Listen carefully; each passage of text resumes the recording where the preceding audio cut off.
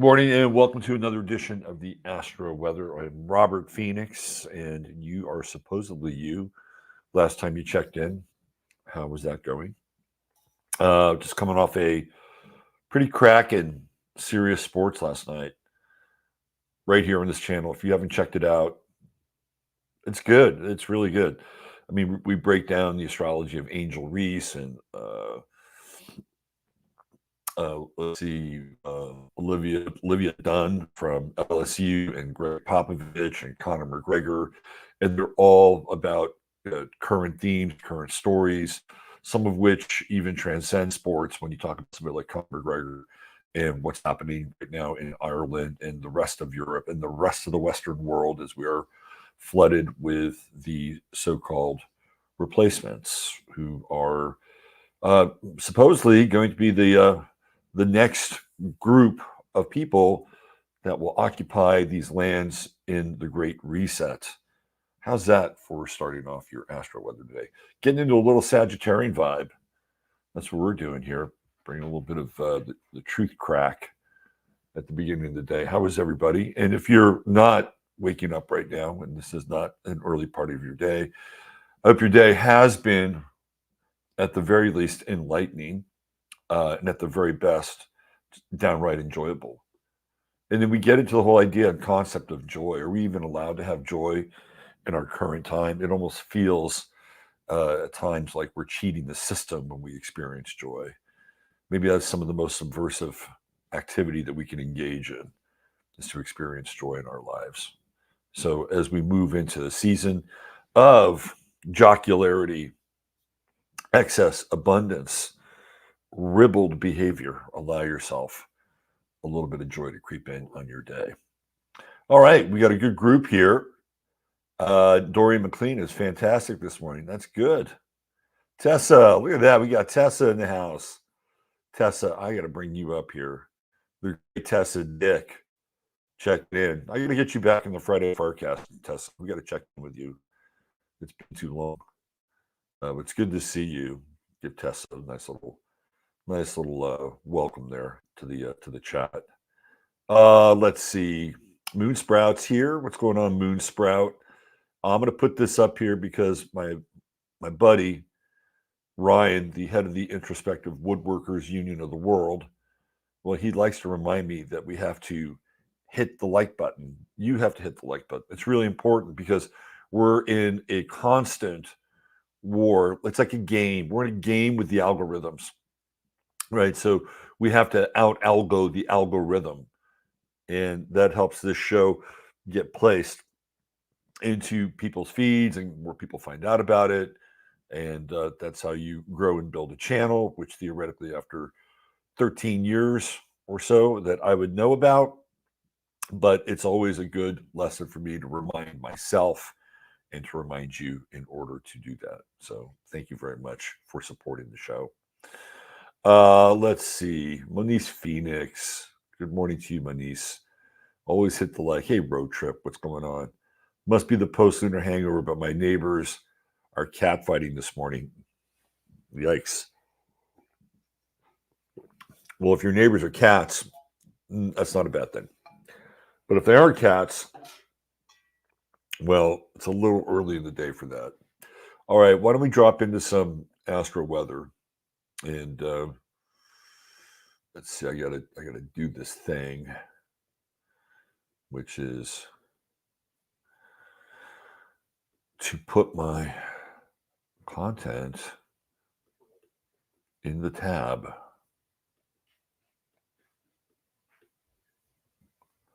Let me do that. There it is. Content and tab loaded. And let me get my other one here loaded up too, so I can just easily transition into that. Look at that. Look how organized I am today. If I was really organized, I would have done it before, but that's okay. All right, let's get into the Astro Weather. The Astro Weather, weather. Here we go. Here we go, mates. Tuesday, November 28th, 2023. And we've got that Sun-Mars conjunction starting to separate a little bit. So the stridency of the Sun-Mars conjunction is fading just a tad. Just a tad. I could do the weather report with Sean Connery. Moneypenny, can you tell me about this Mars Saturn square, Moneypenny? Anyway, yeah, a lot of energy there, but it is separating slightly. I tell you, man, there's some weird shit that happened yesterday. Sun, Mars, and first of all, let's talk about Mars. And I've mentioned this before twice, more than twice on the show, and even on Sunday Night Astro Live. Mars and Mercury are very similar in some ways, right? Like, so Mars is chariot energy, right? Because Mars always moves forward. That's the whole idea with Mars, unless it's retrograde or unless it's in Cancer, in which case Mars will move backwards or sideways before it'll move forwards in Cancer. But the mission of Mars is to move forward, right? It is not a planet of retreat. If you think about Aries, Aries is always pressing forward. So when we have that understanding of Mars, we see Mars in a similar fashion. Now, Mercury is much more kind of omnidirectional. You know, Mercury's the joystick on the game console, right? Go anywhere. But Mars is about movement and movement forward and movement ahead. And, you know, just as we have Mercury and Mercury retrograde, Mars can be very involved in accidents. Like, I mean, that's, you know, when you have a head-on collision, I mean, how much more Mars do you get? You know, and usually when you have a car, one of the parts of the car that in most cases that'll be hit will be the front of the car, which is the head of the car, just like the ascendant is the head of the chart. Right. So again, there's some weird correlations between Mars and auto accidents. And, you know, Sagittarius represents nature. So we had this, I talked about this last night on Sirius Sports. We had this Mars and Sagittarius, you know, squaring off against Saturn moment last night. We were coming back from Kerrville. And it's a 2-lane highway. It's 187 going from Kerrville to Fredericksburg, and I was probably it was 2 lanes. It was kind of dusky, and there was a car next to me. It was a black Jeep, and I was maybe doing about 63 miles per hour, maybe 64. I was of the 2 lanes. I was in the slower lane, and that car was probably doing about maybe 70, probably around 70, closer to 70. And then there were 2 cars coming in the other direction. So we're going north, they're coming south. And then all of a sudden I could see out of the corner of my eye. And then I turned my gaze to my right, and there was this big buck, this deer, because they're running now. And this deer, remember, they have their migration paths, and they don't care about, I mean, they do care, but they don't, it's like the migration path is the migration path. They cross that part of the road all the time because it's part of their migration path. And this deer jumps out into the highway, and I'm watching it in front of me, right? And then I see this Jeep who's about, I don't know, maybe about 12 feet in front of me to the left, just completely head on, right? Head on this big buck. And the front of the Jeep is just destroyed, and you know, plastic pieces are everywhere. And part of it kind of, you know, just hits the ground right in front of our car. We run over it, and that Jeep took that buck about 100 feet down the road. And as I passed, you could still see the beautiful antlers, like, you know, kind of attached to the front of this Jeep. I'd never seen anything like that before, right? And then when you think of Sagittarius, you think of nature, you know, and you think of stags, and you think of bucks, and you think of these, you know, really vital aspects of nature, which is very Sagittarian. So I witnessed this thing last night, and clearly, you know, and Mars is on my ascendant right now. It's like, but for whatever reason, I normally go probably about 10 miles over the speed limit, but for whatever reason, I backed off the pedal last night as we were coming back, and had I been going just slightly faster on this highway, we would have hit that buck. And the car that we're in is much different than the Jeep. The Jeep is up higher. It's got kind of a flat, sort of rounded front. You know how the suburban Jeeps are, like the soccer mom crossover Jeeps. Anyway, we have a sedan, but it's a low kind of sports sedan. So we would have hit that buck much lower, right? And it would have flipped onto, I guarantee you, would have flipped onto the windshield. It would have shattered the windshield. We could have had hooves. We could have had horns. We could have had an alive buck entangled in our windshield last night. That's how fucking crazy it was. And this is the Mars energy, right? So be careful out there with this Mars energy, especially with this square with Saturn. It's like, irresistible force meets a movable object. The immovable object was the Jeep. The irresistible force was this buck who was determined to cross the highway. Even if he had somehow gotten past, what was really amazing about it, and we'll get into the weather here, but what was really amazing about it is I saw it all happen. And I guarantee you that person that was driving that Jeep didn't see it coming, did not see it coming. All of a sudden, they're driving down the road and wham. Now, I will give them some credit. They did not slam on their brakes. They did not swerve.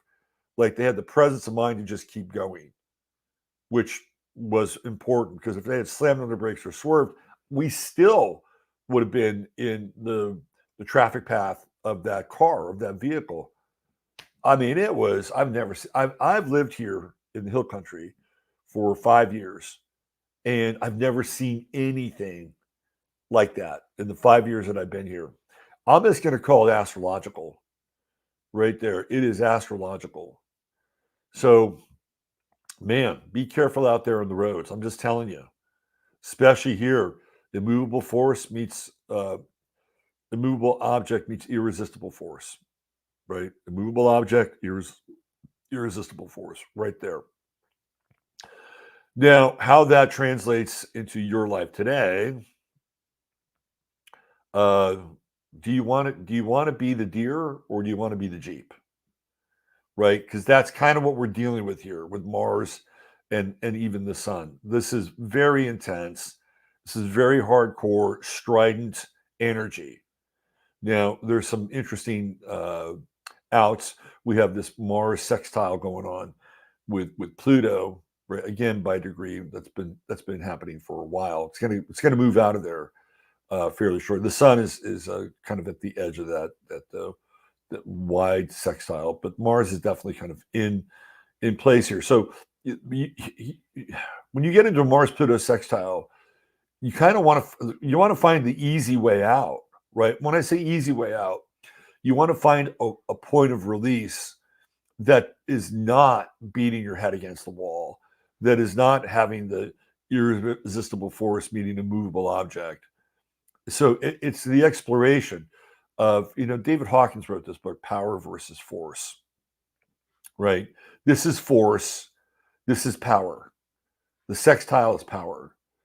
So you want to disentangle yourself from the things that are blocking power in your life. And you have to watch out for the overexertion of force.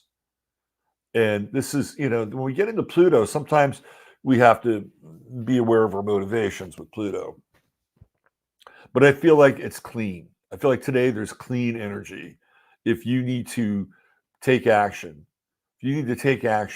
that is going to take you out of the way of confrontation, that allows you to, when I say confrontation, I'm not just talking about confrontation with people, right? I mean, think about, even if you're on the free, life is really weird. Timing is everything, right? I know it's a cliche, but it's true. So if you have the opportunity to get off the freeway and get on the frontage road where the traffic is easier, you may want to think about that, right? You may want to think about it. I think this is a high road rage day. You want to watch out for the roads. Again, people are, man, every year, every turn of the clock is like the turn of the screw. And every year things just get a little tighter, a little tenser, a little tighter, a little tenser. So we're dealing with probably new highs in tension and tightness. So look for opportunities for more easy release, right? And don't feel bad about if you have to duck out and say, you know what, that's your fight. That's your fight. That's not my fight, right? That is your conflict. That is your beef. That is your hill to die on, not my hill to die on today. So don't be, and Sagittarius likes to stand up for the underdog. So does Libra a little bit, but Sagittarius loves to bark for the underdog. Today is one of the bark for the underdog days. Just be careful. Be careful that you don't bark too loud, right? Or maybe that you're barking for the underdog and who you're barking at has a much bigger stick than you do, right? So I guess uh, the phrase, and maybe it's not the best phrase, but I'll use it: "Live to fight another day." Live to fight another day. Pick your battles. Choose your battles wisely, right? And find that flow that you can drop into. And go, oh wow, yeah, that was much easier, much better for me. We're still coming off the full moon here in Gemini, and now we have an opposition with Mercury and the moon, and Mercury squaring Neptune. Okay, here we go. You got to watch out for prevaricators. This is the big energy of prevarication. I just saw this thing with Biden, and he's demanding corporations lower their prices because inflation is over. Good luck with that. Good luck with that. So lying big time is in the air. Wow. Wow. And then the other thing with the moon in Gemini is that a lot of times people will have a general sense of questioning other people's motives. Well, why are you doing that? Why are you doing that? Mercury's in square with Neptune too. This is the freaking mutable T square. So be careful what you talk about today. Avoid gossip at all costs. At all costs, avoid gossip. Today is one of those days where I think gossip can get you fired today.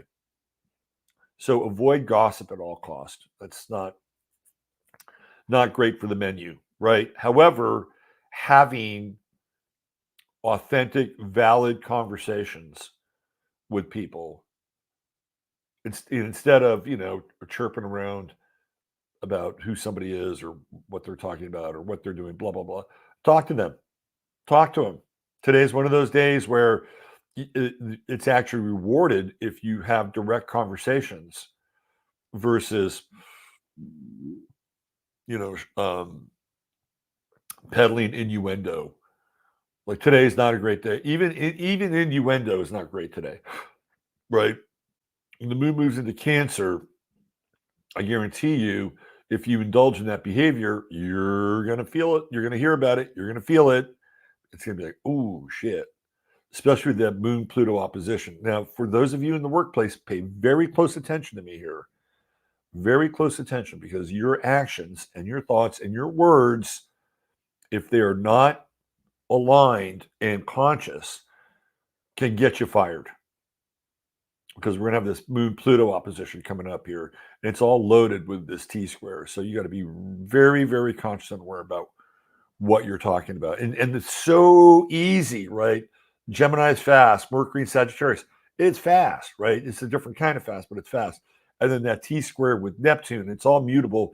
And it's like, ugh, out your mouth before you know it. And you can't reel the words back in, right? You can't reel them back in. But if you have reasonable conversations instead, you can actually accomplish quite a bit. Venus is squaring Pluto, and some of those conversations are difficult. Some of those contracts are difficult to look at and deal with. And you have to ask, what am I getting out of this? What am I getting out of this? This is a very important question we should ask ourselves occasionally. Not all the time. If you do it all the time, you become like the crow pecking its own shadow, right? And the next thing you know, its beak is broken. But every now and then, we have to ask ourselves, what am I doing? What am I getting out of this? What are we getting out of this, right? That's the Venus South Node conjunction. And the square with Pluto, it's high stakes. Doesn't mean that relationships will crash and burn.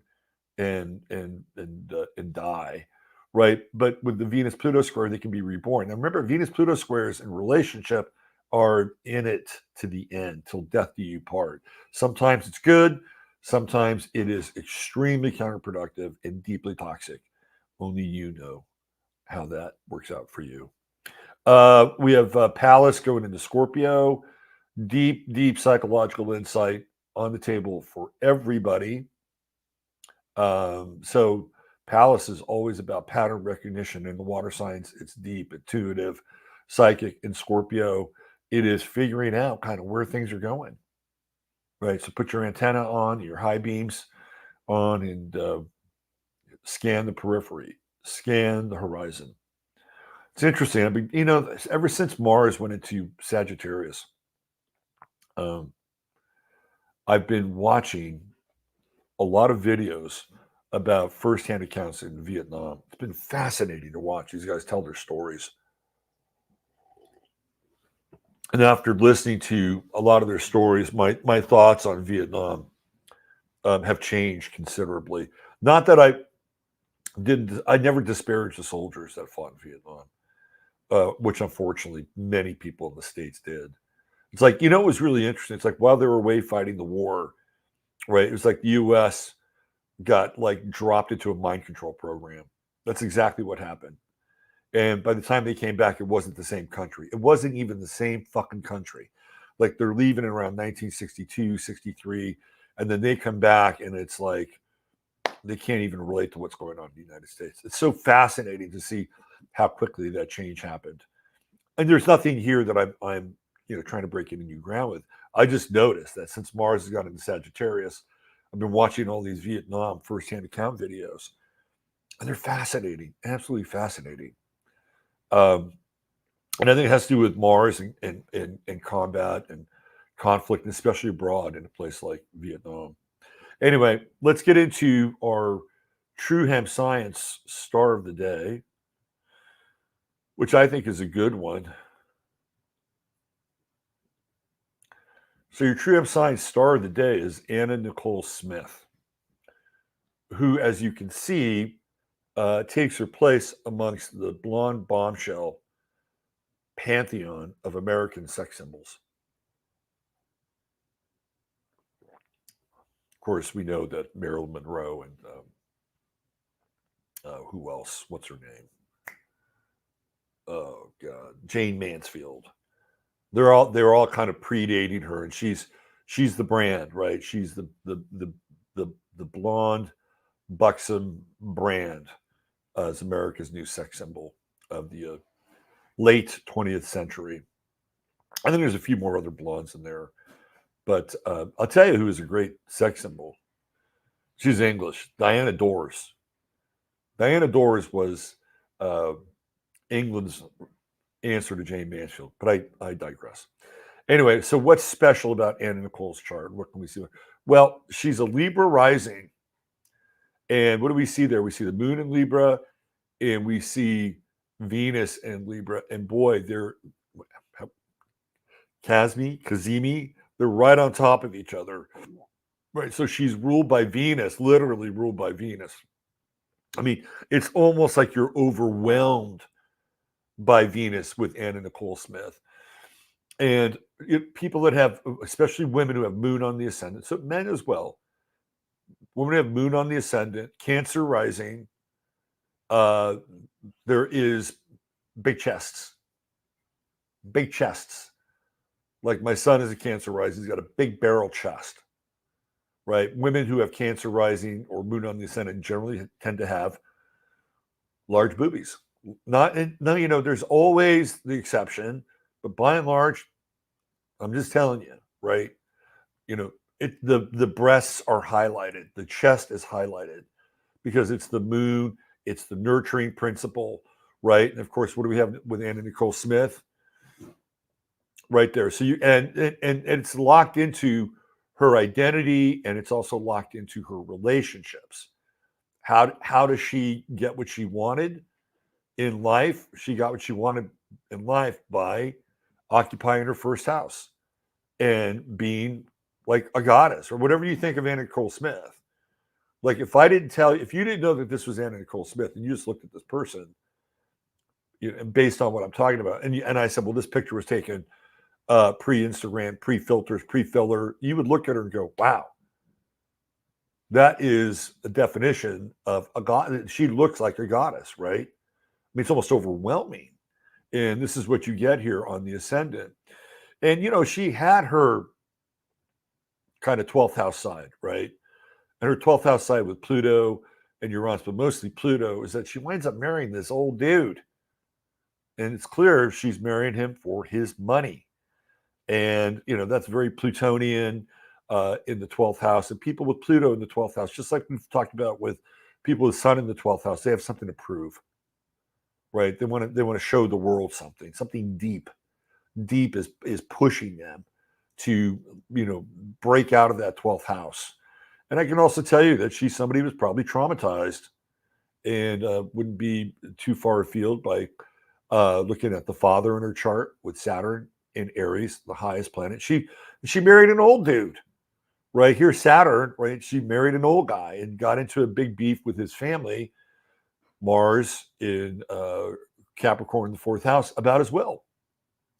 So Anna Nicole was kind of a bit of a gold digger. I mean, let's just be honest about this. But again, we can see Cancer on the midheaven, right? And what does she bring to the world? Her Cancerian traits, right here. Boom, right? She's also a big second house person. So what are we dealing with the second house? Money, assets, resources. And Anna Nicole Smith is one of these people who is much smarter than, again, she appears to be. Just like Carol Wayne. Carol Wayne was another one of these platinum blondes with big boobs who was actually really smart. Everybody knew that Marilyn Monroe was really smart. Jane Mansfield was smart. They're all smart. And they all have this, blonde cover thing going on. And she has Mercury and Scorpio, right? So not only is she smart, but she's very cagey when it comes to money. And in a lot of ways, it's probably her downfall, right? Because one of the things that it's clear that Anna Nicole Smith has here is programming in her chart. And programming, to me, the programming is Saturn, and we got Pluto and Uranus. I think this is where the programming comes into play. And also this moon square Mars, right, which can be very passionate, very argumentative. But this is where I think she could get broken. And she was broken. She was a broken person. And if you really, really look into that strange series on, was it the E channel or whatever? And she's got these handlers, these two guys, and this whole thing is going down in the Caribbean. It's fucking weird, right? And they've got her on drugs, and they got her dressed up like a clown. I mean, Anna Nicole Smith's life her end game is just really ugly, really, really ugly, and it's all on display, right? And it's all very 12th housey, with that Pluto, Uranus, and then dealing with Chiron over here and Saturn over here. But it's a very unusual chart in dealing with really just a few areas, like the 12th house, what's hidden, occulted, the first house, where she's kind of an archetype. I mean, when you have the moon on the ascendant in the first house, like that, to that degree with Venus there, it's like you don't even really exist as a person. You're just an archetype.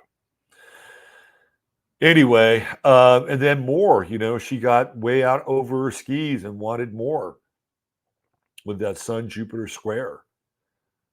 So anyway, tragic story. But you can see her chart clearly. And even some of these relationships that she's had, with the true node in Aries, I'm going to get what I want. I'm going to get what. Well, she eventually encountered other people that got what they wanted. So it's a mixed bag over here. And even Black Moon Lilith and Taurus, the shadow. You can just see this when I talk about Black Moon Lilith and women. It's a projection from them onto other women. And I bet other women fucking hated her because of the Taurus, right? She's got that very Taurus, curvy, buxom kind of like, stature. And I guarantee you there were women that hated her. That's how Black Moon Lilith and women works. Anyway, this is your True Hemp Science star of the day. And of course, the True Hemp Science, what do you get? You get some of the best CBD products over on the internet. And they have gummies that are great, gummies for sleep, gummies for daytime use. They've got spagyrics, they've got water soluble, they've got alcohol-based CBD.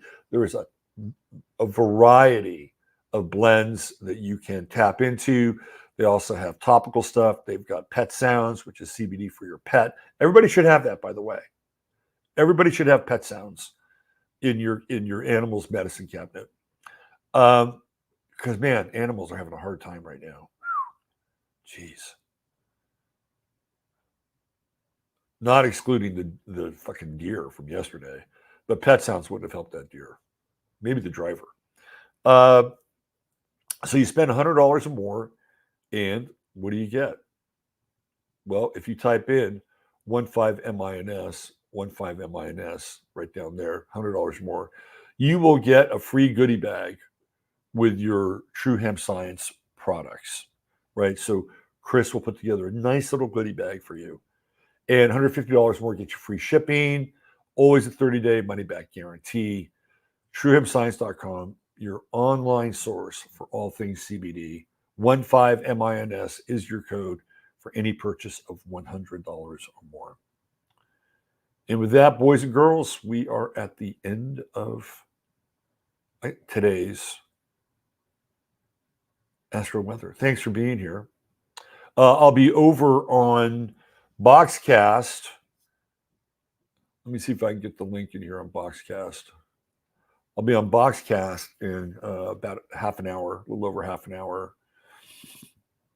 And boy, there's so much to talk about. Jesus. A day doesn't go by where it's kind of, you know what it's like? They have this Golden Corral. Everybody knows Golden Corral.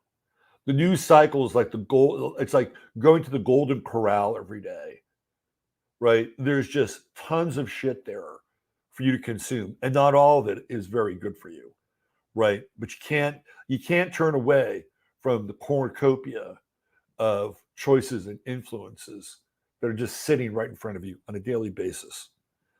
That's what it's like. All right, let me go to let me do this.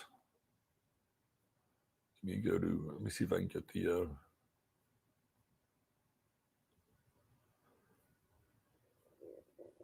the Boxcast link. There we go.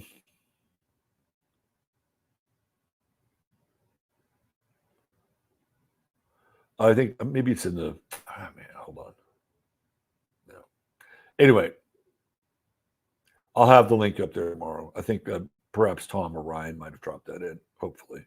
All right, let's get out of here. Use your head in order to discern what's real. Your heart two-step what's possible. Thank you all for being here. I appreciate each and every one of you. And yeah, if you want to, you can also buy me a coffee. Don't forget, I have this really cool thing going on with the Star of the Day. If you like the Star of the Day and you want to order a personal Star of the Day for a family member, a friend, yourself, I'm doing them. They're 20-minute customized Star of the Day for individuals. People are buying them. And if you've got one, I will get back to you today and we will close that loop. So go to my website, go into reading, scroll down. You'll find the link in the description for Star of the Day. All right. That is. See you guys tomorrow.